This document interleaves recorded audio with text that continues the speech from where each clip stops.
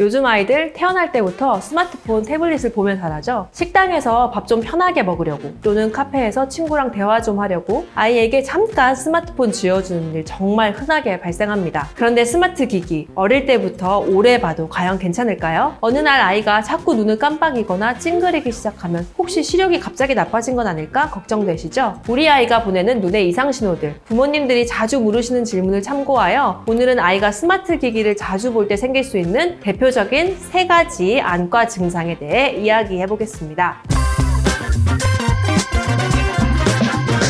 안녕하세요. 여러분의 평생 안과 주치 S안과 류영주 원장입니다. 오늘은 유년기 스마트폰에 자주 노출되면 벌어질 수 있는 여러 가지 시력 문제에 대해 이야기 나누려고 합니다. 스마트폰을 주면 조용히 있으니까 좋다고 생각하셨을 수 있는데요. 그러나 그 습관이 우리 아이 시력에 어떤 영향을 미치는지 아시면 아마 깜짝 놀라실 겁니다. 가장 먼저 발생할 수 있는 증상은 가성근시입니다. 스마트폰 같은 가까운 화면을 계속 보다 보면은 눈 속 초점을 맞추는 모양체 근육이 계속 긴장 상태가 되는데요.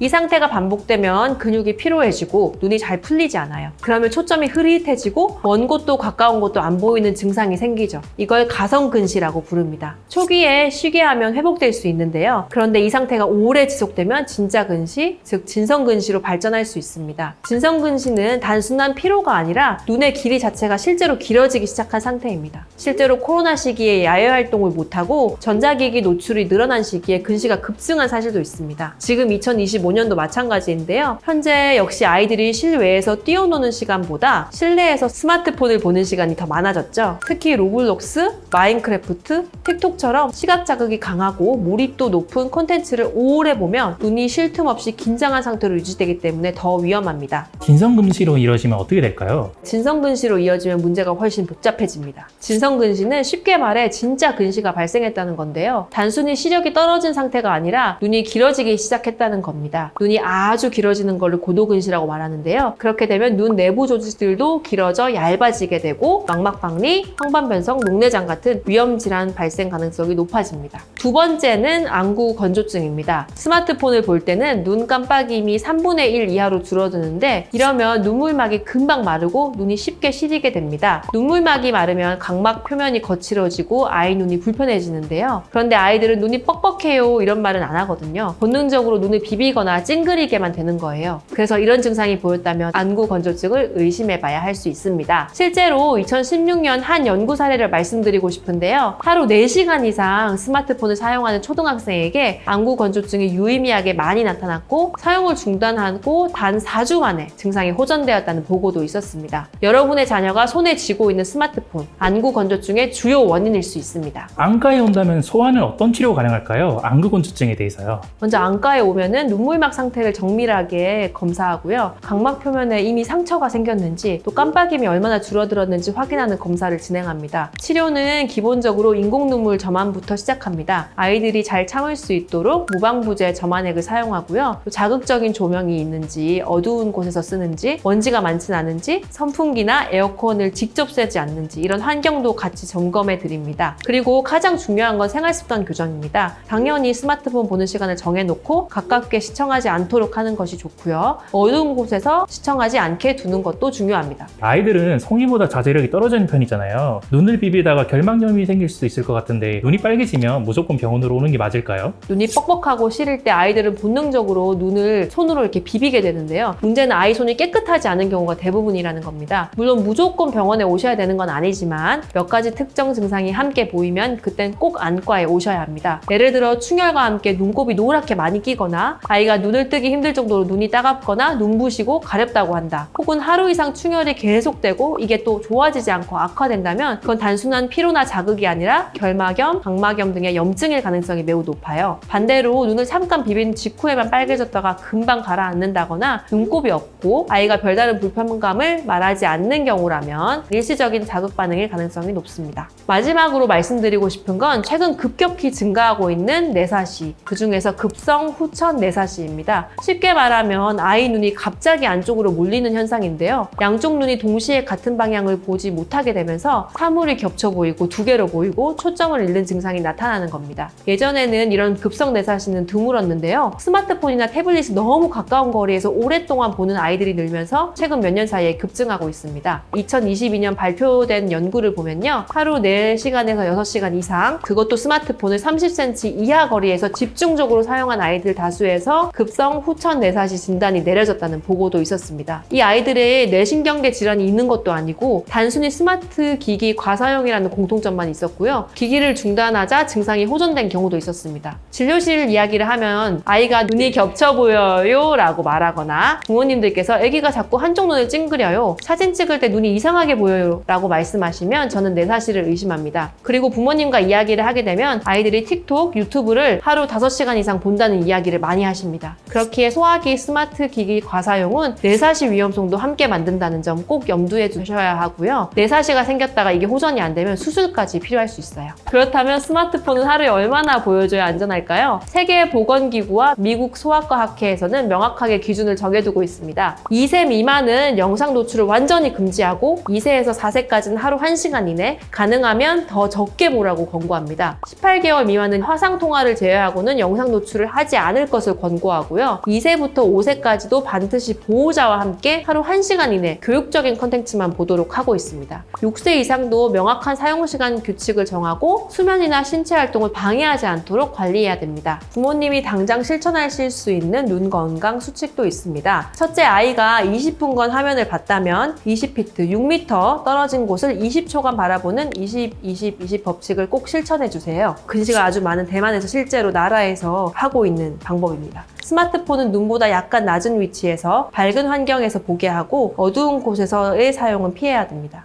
아이들을 데리고 외출하는 건데요. 실외 활동은 하루 2시간 이상이 권장되고 햇빛을 직접 쐬는 것이 눈 건강에 긍정적인 영향을 줍니다. 마지막, 스마트폰을 보상용이 아닌 함께하는 도구로 인식시키는 것이 중요합니다. 아이의 눈은 아직 작고 여리고 자라는 중입니다. 지금 부모님이 만들어주는 환경이 아이의 평생 시력을 좌우할 수 있습니다. 아이의 눈은 아이가 불편하다고 말하기 전에 이미 손상이 진행되고 있을 수 있어요. 걱정되신다면 가까운 안과에서 꼭 한번 검진을 받아보시길 추천드립니다. 오늘 영상이 좋았다면 좋아요, 구독, 알림 설정 부탁드리며 앞으로도 아이의 눈 건강에 필요한 이야기를 하나씩 풀어가도록 하겠습니다. 이상 S안과 류영주 원장이었습니다. 감사합니다.